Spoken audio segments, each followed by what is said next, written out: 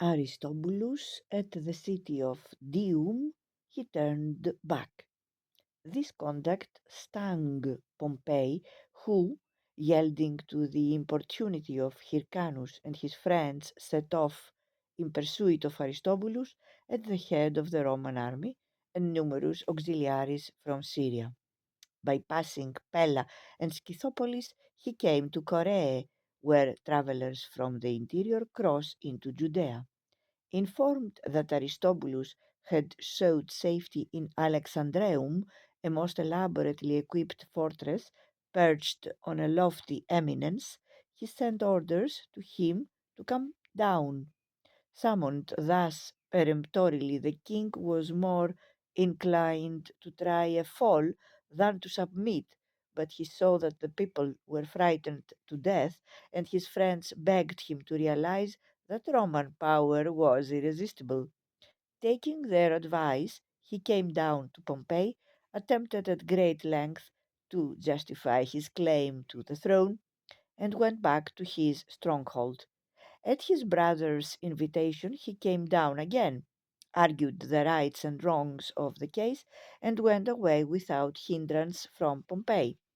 Hovering between hope and fear, he came down repeatedly in the expectation of talking Pompey into putting everything into his hands, and as often returned to his citadel to avoid the appearance of yielding too soon.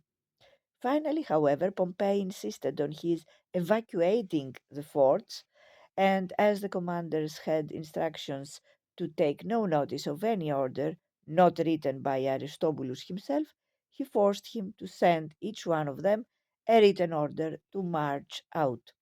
Aristobulus complied, but withdrew to Jerusalem in a rage and prepared for war with Pompey. Pompey allowed him no time for these preparations, but followed at once, stimulated by news of Mithridates's death received when he was near Jericho. This is the most fertile spot in Judea, rich in palms and in balsam. The stems of the balsam tree are slashed with sharp stones, and the resin collected where it is exuded from the cuts. After spending one night in camp there, at dawn he set off rapidly for Jerusalem. Panicking at his approach, Aristobulus met him as a suppliant, and by promising money and putting the city and himself in his hands, appeased his anger.